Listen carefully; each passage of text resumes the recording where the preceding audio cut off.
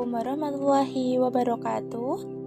Kami dari kelompok 3 yang beranggotakan Nur Ainul Yakin, Nurul Agustin, Puji Isti Zulaikha, Raida Izzatun Nafsi, dan Rainanda Sahlusinta dengan mata kuliah Pengembangan Kognitif AUD yang diampu oleh Ibu Ratnanila Puspitasari MED. Di sini, kami akan mempresentasikan materi yang berjudul Pengembangan Sains AUD. Apa sih pengembangan sains AUD itu? Pengembangan sains AUD ada 4 pembahasan. Yang pertama ada pengertian, yang kedua ada cara, yang ketiga ada program, dan yang terakhir ada pelaksanaan. Oke, mari kita bahas satu persatu. Yang pertama yaitu mengenai pengertian sains dalam perspektif anak usia dini. Anak usia dini dapat disebut sebagai seorang saintis yang alami.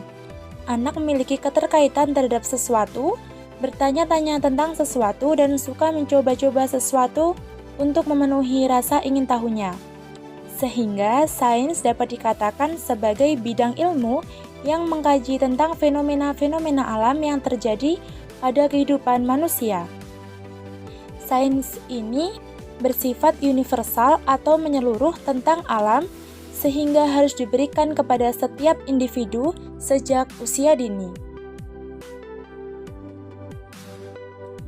Yang kedua, ada cara anak mempelajari sains. Dalam teori perkembangan kognisi menurut Piaget, anak yang masih berada usia 0-6 tahun itu di mana anak telah memasuki tahap sensori motorik dan praoperasional, di mana sensori motorik yaitu anak mulai mengenal lingkungannya, sedangkan masa praoperasional merupakan masa yang ditandai dengan kemampuan secara simbolis yang ditunjukkan dengan anak suka meniru tingkah laku orang lain, binatang, atau peristiwa yang mereka lihat. Kegiatan pada anak yang merangsang perkembangannya yaitu mulai dari fisik motorik, sosial emosional, moral dan kepribadian yang dapat disusun dengan bentuk belajar yang multiguna atau multifungsi. Sehingga pendidik dapat memberikan fasilitas anak didiknya dengan berbagai aplikasi pembelajaran, misalnya dengan mengajaknya untuk melakukan penyelidikan atau eksperimen langsung pada objek yang berkaitan dengan sains dengan cara berkelompok ataupun individu. Dengan menggunakan media, misalnya dengan air, pasir, ataupun media lainnya yang baik untuk mengembangkan berbagai dimensi perkembangan anak.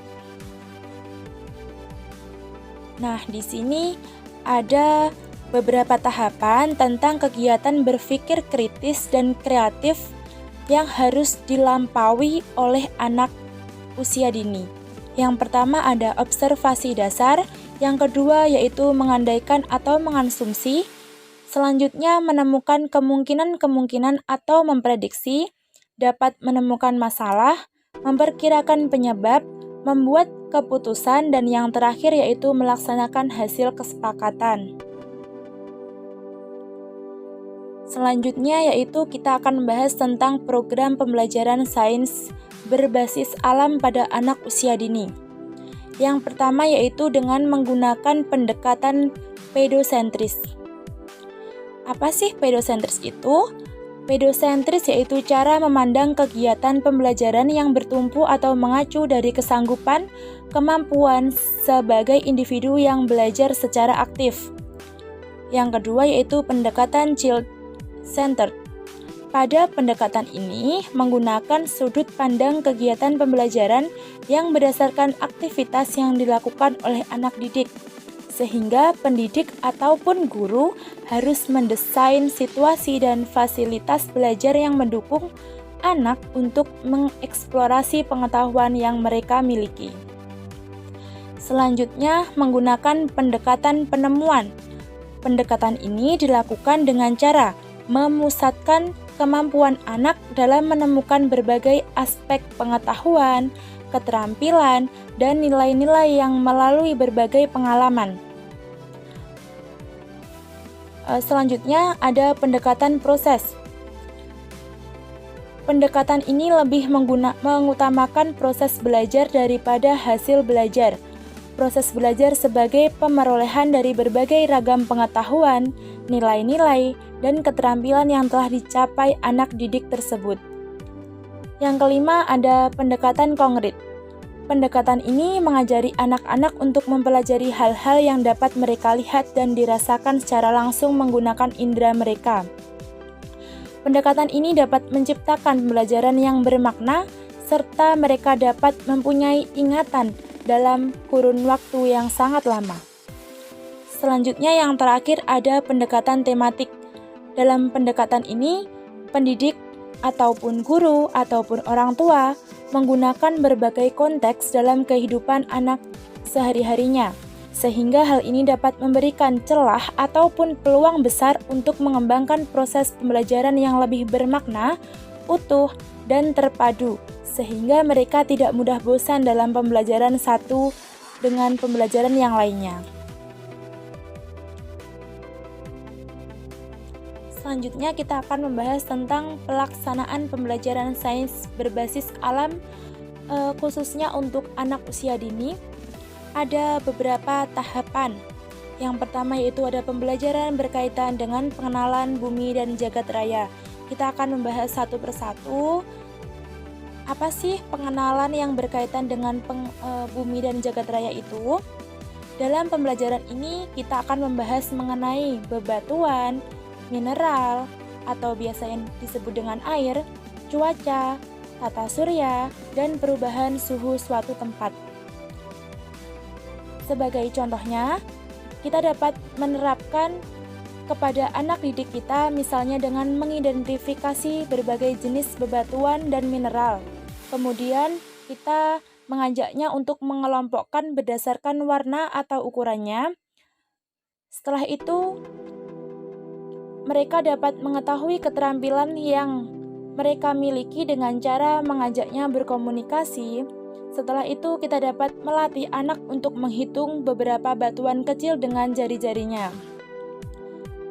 Pembelajaran yang dilakukan di lingkungan alam secara langsung dapat mengenalkan anak dengan cara mengamati berbagai lapisan tanah yang ada di sekitar mereka. Misalnya, anak akan bertanya seperti ini. Mengapa sih Bu, tanah di belakang sekolah ditumbuhi rumput lebih subur, namun tanah yang ada di depan rumah tidak ditumbuhi rumput sama sekali?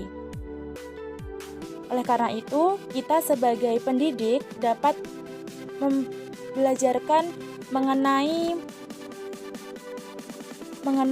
pengenalan bumi dan jagat raya kepada anak didik kita nanti. Yang kedua yaitu pembelajaran sains terkait bidang biologi. Apa sih pembelajaran sains terkait bidang biologi ini?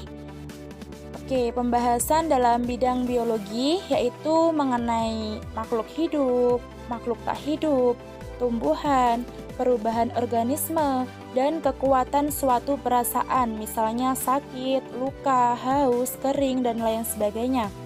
Sebagai contoh, rangkaian pembelajaran dimulai dari anak mengamati karakteristik makhluk hidup dan makhluk tak hidup.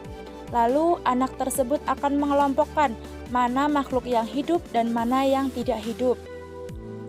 Untuk keterampilan berkomunikasi, anak dapat mengutarakan ciri-ciri makhluk hidup dan mana yang tidak hidup berdasarkan mereka hasil yang telah mereka amati. Kemudian mereka akan menyimpulkan bagaimana sih perbedaannya, serta cara makhluk hidup itu beradaptasi dengan lingkungannya itu bagaimana. Kemudian anak akan dilatih memprediksi dengan membuat tentang pengaruh lingkungan terhadap organisme. Misalnya dengan pendekatan discovery akan lebih tertanam ketika anak diberi aktivitas untuk memelihara, merawat, dan menjaga binatang kesayangannya.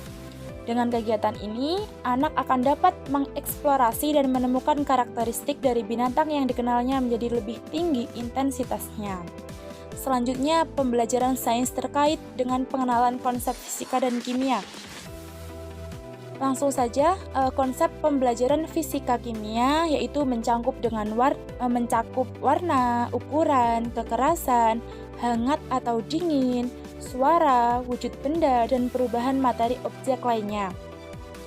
Misalnya, kita akan memberikan pelajaran yang dapat diterapkan, yaitu diawali dengan anak mengamati gambaran atau ciri-ciri wujud dari benda padat, cair, maupun gas. Setelah itu mereka akan mengelompokkannya, mana benda padat, mana benda cair, maupun gas. Setelah itu kita akan mengajak mengomunikasikan objek yang telah diamati oleh anak tersebut, serta mereka akan menerangkan atau mampu menerangkan tentang ciri-ciri dan benda-benda yang telah dia amati. Pembelajaran pada bidang-bidang sains tersebut akan memberikan pengalaman berkesan pada anak jika dilakukan dengan cara yang asik dan menyenangkan, sehingga mereka tidak mudah bosan dengan materi yang kita berikan.